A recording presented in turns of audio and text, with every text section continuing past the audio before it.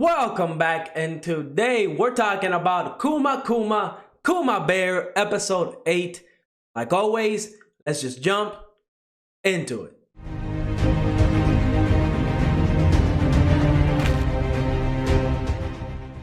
Episode 8 of Kuma Kuma Kuma Bear starts off with a really dark tone that we're not usually used to watching in this anime, right? This anime has always been about the happy moments and how Yuna is a hero and stuff like that. But here it starts off with somebody what I thought was going to be executed. We later find out that's not the case. It was just one arm was being cut off. But it's still brutal. This character, his name is Gozam. He's like the villain of this episode. He was experimenting on human criminals. They're criminals, but they still have human rights. So Gozam, honestly, I feel like he got off way too lightly because he only lost an arm. I feel like he should have been put in prison, or unless they don't have a prison system in this world yet, I don't think that's very smart, right? Like, how do they deal with criminals?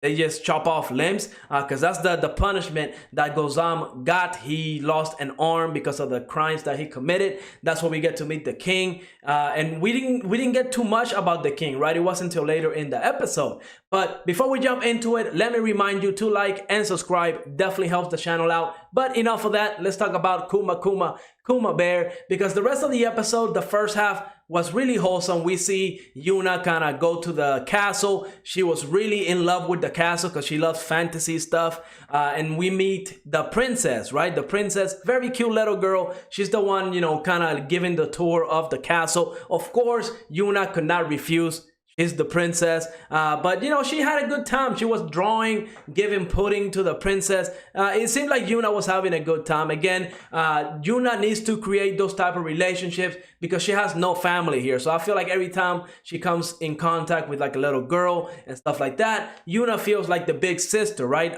It's definitely the case, I feel like, with Fina and the relationship that she has with Yuna. Like, Yuna's the big sister to Fina, and heck, even Noah now, and heck, even Misa now, right? Now, we do have to talk about those three characters because they finally got to try out the pizza. The pizza looked amazing. My only little negative thing about the pizza, it looks like it had some mushrooms in there. I'm not a mushroom guy, I don't know, but yeah, I don't like mushrooms in my pizza or anywhere, really. I really don't like mushrooms. But other than that, the pizza looked tasty. I wanted some. Oh, and the other thing is, she only made one pizza. Because I definitely eat more than one slice, so she definitely needed to make a lot more pizza. But it was a cool scene. Again, it was just kind of hinting that Yuna needs to start like a shop because she can definitely make a lot of money with the pizza and definitely make a lot of money with the pudding. Heck, and even more ideas that I'm sure Yuna has experimented with but just hasn't shown anybody, right? Like, she could probably make spaghetti. I don't know, but Yuna definitely has a lot in her mind that she can use that hasn't been invented in this world that will probably make her a lot of money, but she's probably already super rich. But yeah, I hope she does start a restaurant. I kind of want to see how she would handle that. But now the big thing also was Noah. She wanted to go out in town with Fina and Misa. She didn't want Yuna to go. Honestly, I thought she was gonna get her like a present for everything that Yuna has done for them. But no, as it turns out, she started a bear fan club.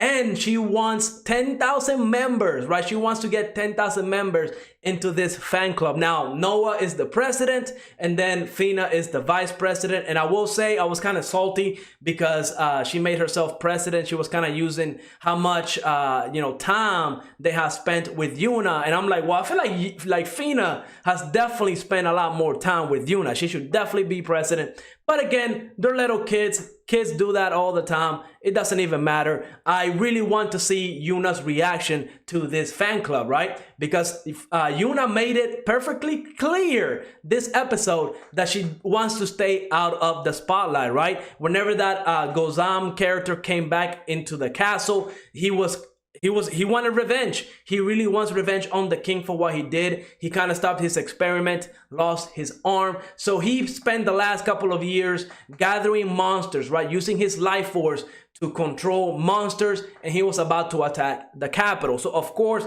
the king is worried. He kind of needs adventurers to come in and take care of the problem, which I'm kind of like confused. Doesn't the king have like an army he can call upon? I feel like that would be a lot faster and a lot easier. Regardless, it wasn't needed because Yuna went out there to search for Cliff, right? We know Yuna and Cliff, they're friends. They had the little misunderstanding early on, but that was just it, a misunderstanding. Yuna kind of sees that Cliff, he's a good noble, and she also realizes that the king is a good king, right? She definitely had that, she actually believed that nobles and kings were like really bad people, but it was just what video games were telling her, right? In this anime, in this world, it seems like the nobles and kings are really noble and really, they really do care about human lives. But yeah, essentially Yuna went out there all because of Noah, right? Yuna went out there and she fought 10,000 monsters and Gozam, which honestly, I was kind of disappointed. I thought Gozam was going to put up a little bit more of a fight, but essentially Yuna just one-punched him away. It was funny. It was so easy. It wasn't even funny how OP Yuna is in this world. But yeah, I love how the king was getting the play-by-play by the one character that was flying with the eagle. She could see the battlefield. She was like explaining everything to the king, and the king was like, a bear? What are you talking about? Like a bear is like killing all the monsters? Like how is that possible? It was funny seeing that play-by-play. It was like a video game almost, right? Like somebody was explaining to the king what was going on. It was funny. And of course, Ella, she kind of knew that it was Yuna doing all of this, right? Like what bear? Who else do you know that's a bear that is so powerful that can start doing this, right? So of course, Ella knew right away who it was. So that was awesome. I like that. Now, again, the most important part is that Yuna did all of this because Noah was worried about her father, right? That's all it took. That's all it took. I like how Yuna is she treats this stuff very importantly. She cares about her friends, and she has the power to actually do something about it, right? She was able to take care of all the monsters, and Cliff was safe. He made it to the capital safely, and Noah had no more worries. So that's awesome. Again, I love Yuna. She's like the bigger sister to all of these kids, and she's doing everything in her power to make sure that they are happy, right?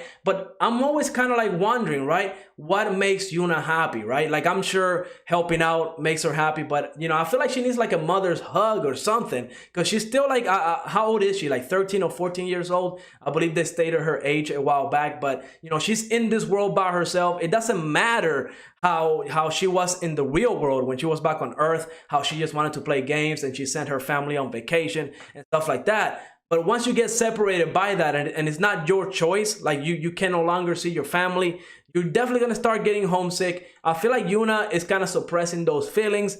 Maybe they'll talk about those later on, because I really want to see kind of Yuna and know her feelings regarding her past life, right? Because I don't think, I'm sure she's having a good time, but I feel like she is getting some type of homesickness. That's why she's kind of creating this family for herself with Fina, Noah, and now even Cliff and Ella, right? And of course, the king. Now, the king, great character, because heck, we know that without Yuna, that capital would probably have been destroyed.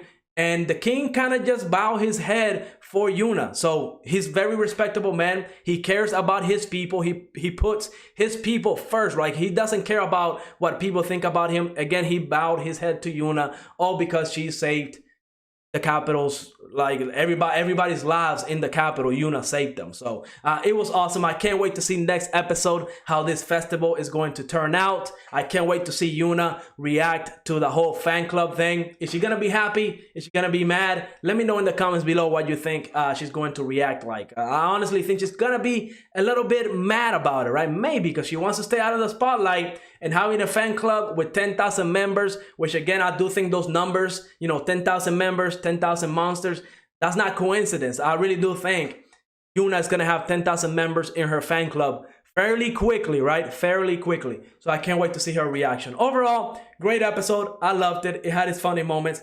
Let me know in the comments what you thought of this episode. And like always, leave a like, subscribe, and I will see you on the next episode.